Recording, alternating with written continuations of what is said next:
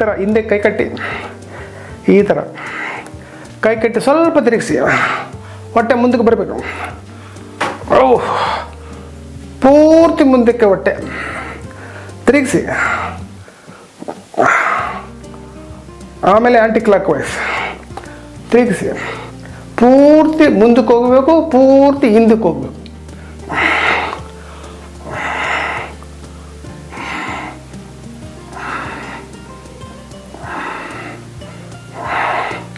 ಆಮೇಲೆ ರಿವರ್ಸ್.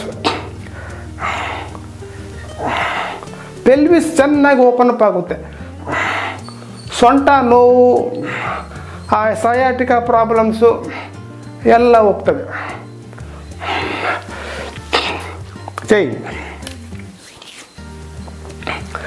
ಇವಾಗ ಸ್ವಲ್ಪ ಕಟಿ ಚಕ್ರಾಸನ ಮಾಡ್ಕೊಳ್ಳೋಣ.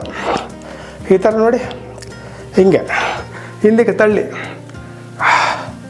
ಈ ಥರ ನೋಡಿ, ಈ ಥರ ಹಿಂದಕ್ಕೆ, ಈ ಥರ ಹಿಂದಕ್ಕೆ, ಹಿಂದೆ ನೋಡಿ, ಹಿಂದೆ ನೋಡಿ, ಹಿಂದೆ ಪೂರ್ತಿ ಹಿಂದಕ್ಕೆ ಕೈಗಳು ಹೋಗ್ಬೇಕು.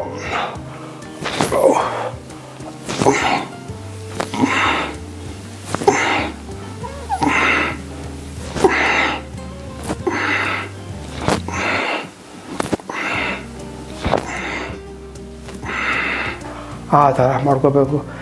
ಆಮೇಲೆ ಅರ್ಧ ಚಕ್ರಾಸನ ನೋಡಿ, ಹಿಂದಕ್ಕೆ ಪೂರ್ತಿ ಹಿಂದಕ್ಕೆ ಅರ್ಧ ಚಕ್ರಾಸನ. ಆಮೇಲೆ ಪೂರ್ತಿ ಮುಂದಕ್ಕೆ ಪಾದಹಸ್ತಾಸನ. ಪಾದಹಸ್ತಾಸನ ಅಂದರೆ ಪಾದಗಳು ಕೈಗಳು ಮುಟ್ಟಬೇಕು. ಆಮೇಲೆ ಪೂರ್ತಿ ಮೇಲೆ ಕಾಲು ಬೆಂಡಾಗಬಾರ್ದು. 1 2 3 4 5 ಪೂರ್ತಿ ಮುಂದಕ್ಕೆ ಬನ್ನಿ. ಪಾದಹಸ್ತಾಸನ, ಪಾದಹಸ್ತಾಸನ.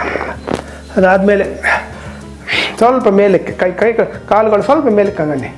ರಿಲ್ಯಾಕ್ಸೇಷನ್, ಸ್ವಲ್ಪ ಮೇಲಕ್ಕೆ.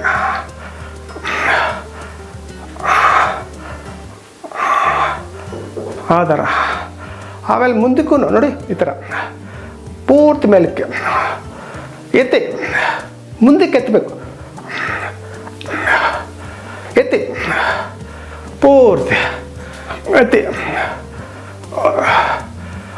ಇವು ಪವನ್ ನಿಂತುಕೊಂಡು ಮಾಡೋ ಪವನ್ ಮುಕ್ತಾಸನ ಅಂತಾರೆ ಇದನ್ನು. ಎತ್ತಿ,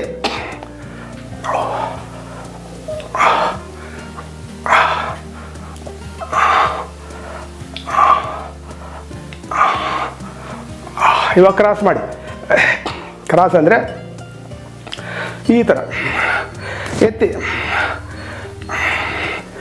ಒಂದು ಕಾಲಲ್ಲಿ ನಿಂತ್ಕೊಳ್ಳೋ ಶಕ್ತಿ ಬರುತ್ತೆ ರೀ ನಿಮಗೆ. ಹಿಂಗೆ